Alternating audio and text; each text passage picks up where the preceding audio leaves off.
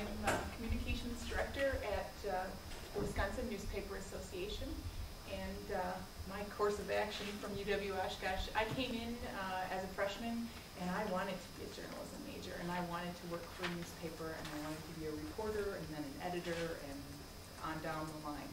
And my family told me, you will never have a job, you will never make any money, be a teacher, get into computers. Computers are where it's at.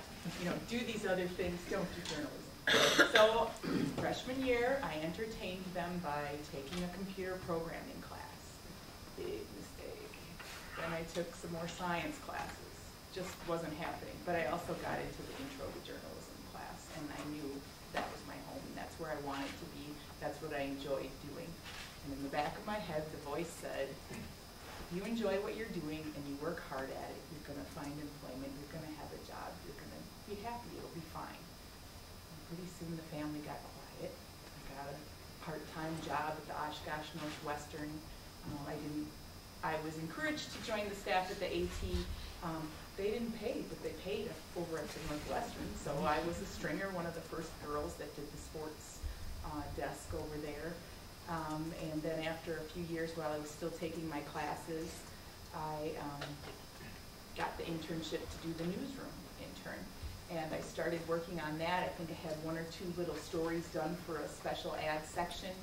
And his name is Gene Hintz, approaches me in the hallway over in Clo, again, not this beautiful building, but that building, and he says, you're about to graduate, aren't you? And I'm thinking, oh, I have 18 to 20 credits left, but yeah, okay, I'm about to graduate. He said, there's an opening over in Ripon, and that's a nice little newspaper to start at. Maybe you should check it out. Didn't think I had much to lose. Went, checked it out, interviewed, it went well, sounded like a nice position. I would be the sports editor, do some general assignment reporting. Came out of there thinking, I think I got the job, actually. And I didn't. Bad news. So, back to my little internship and getting ready for that last semester of classes. I was going to finish it all in 4 years and get those 18 credits out of the way. A couple weeks later, Tim Leik, who's the publisher over in Ripon, who also is on our journalism advisory board here at UW-Oshkosh, he calls me back. He says, the guy they hired didn't really pan out. Are you still interested in the job? Well, then now I've got the long pause. Am I going to do this? Am I really going to leave school when I'm not finished? How can I finish? Well, back then, you couldn't really take your classes online. It was 1992. Those things were starting to happen, but they weren't really happening. So I took the job, did the commute from Ripon, and so my graduation date was no longer neatly 4 years, but it turned into a span of 5 or 6, I think, based on my badge. We had to look it up when I called, because I wasn't sure exactly when I finally, checked those last few credits off the list. But I was gainfully employed, and I enjoyed the work, and it was exciting. I took the basic skill set that you learn here, that I learned in the news editorial sequence, how to ask good questions, how to listen to people and observe people and get the detail and information that you can gather as a reporter, and then how to distill it all and make sense of it and put it out there in a story or in photos or in a photo essay or some kind of graphic format or written format that people are interested in and want to read and enjoy. And those basics have carried me through. I left the newspaper job, and I was in the printing industry for a little while. Did some customer service work there at Ripon Printers, which was the same company, but as I started to, I think 3 or 4 years later, I was ready to move on into something else, and they found a position there for me. And then I made the move to Madison with my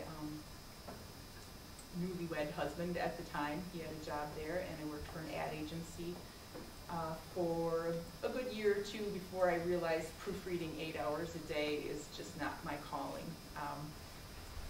It was a good environment to work in, though. It helped me embrace what we called the other side back then. We were much more divided, I think. And it's not that long ago, but we were pretty divided. The news editorial and the ad PR camps didn't necessarily mingle and make the most of one another. I hope they do now. I'm assuming they do now. But back then it gave me a a chance to be on the other side a little bit, and then that led into some of my future positions that I've held. I did some technical writing work for EDS. That's a company in Madison. It was owned, I don't know if it is any longer, but I'm going to blank on his name. Doesn't matter. But it was owned by a famous guy from Texas that ran for president at one point. Russ Perot. Yes, Russ Perot's company had the contract to do the healthcare, a lot of the administration of the healthcare program for the state of Wisconsin, and so I did some technical writing for them. And a few years have passed, and we're ready to start our family, and a friend of mine looked me up. She works still at UW-Oshkosh County, and she was a young mother, and they wanted her to work full-time, and she signed on for a part-time position. Would I be interested in something that was part-time?